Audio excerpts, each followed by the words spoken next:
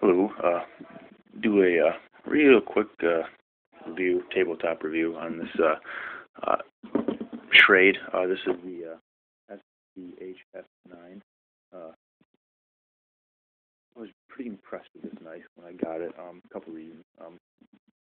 Most 1095 high carbon alloy knives are in the, depending on size, are anywhere from 80 to $300. And this knife was $37.99 on Amazon. I have a Prime membership, and for $37, this was shipped to my house free of charge.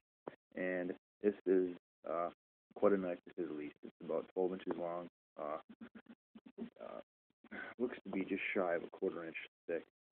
Now, I use normal for like a survival knife. In my survival pack, I use the Tom Brown T1 tracker. Now, the $200 knife. I found mine in a pawn shop for $80.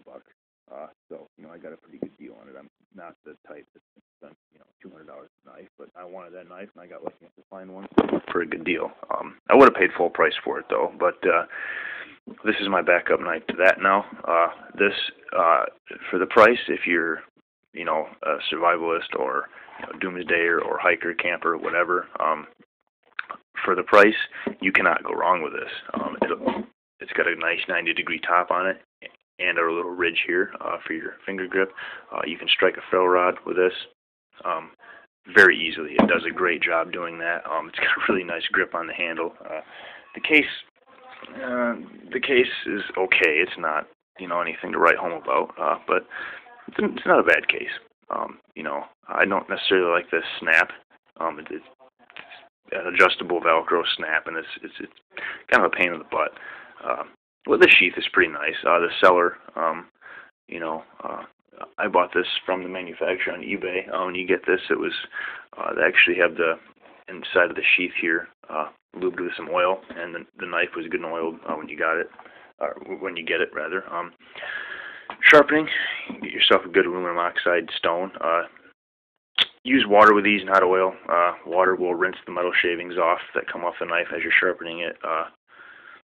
And oil locks up in here, and after a while you won't be able to sharpen with the stone anymore, and you'll have to throw it away. So go ahead and use water with these. And you have to be patient. It's really hard steel, so you might have to sharpen these things for 5-10 minutes sometimes or longer to get a good edge on them. They're very hard metal. Yeah, I was very impressed with this, and it's you cannot go wrong on the price. Not even $40 if you get a Prime membership on Amazon, and you've got one heck of a knife. I mean, I would feel extremely comfortable using this, over any one of my other knives. Whether it be my K-bar, my tracker, some of my Ontarios. That's heavy duty. It is full tang, as you can see, all the way to the end, and it's got a real nice gripping handle. So, for the price, if you're looking for a survival knife, if you're looking for a hunting knife, if you're looking for something to take camping or hiking, whatever, this is one heck of a good deal for the steel you get. I'm not a big fan of stainless. Nothing wrong with stainless. You can get stainless on the Rockwell scale hardened to the same hardness, if not harder, than 1095 high carbon steel.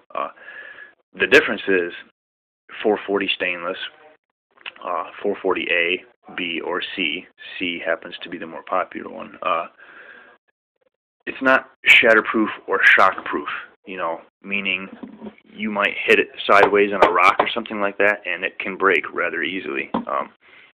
So keep that in mind about stainless. I'm not a stainless hater. It's got a lot of uses. You can put a really good edge on it, but something you're going to trust your life with, in that sort of a situation, by all means, get high carbon steel. Or the good Damascus steel is also incredibly hard.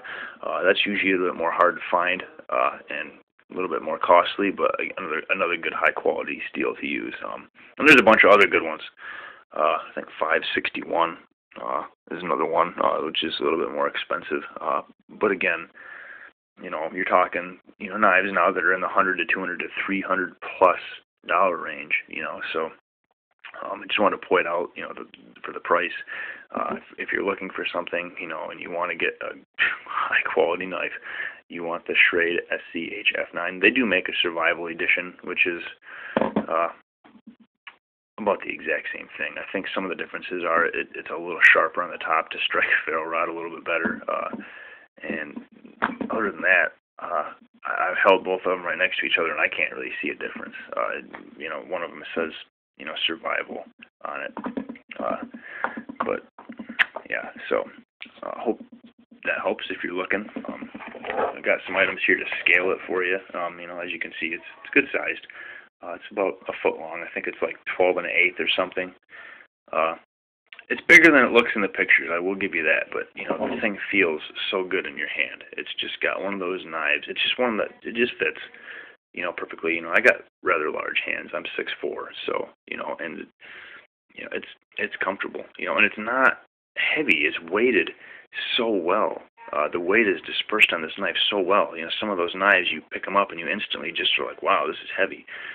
This, it's actually lighter than the Tombow tracker. It's lighter than a lot of the Ontarios, and it just feels great. So, highly, highly recommend getting this for any type of outdoor use, whatever you're doing. So, hope that helps.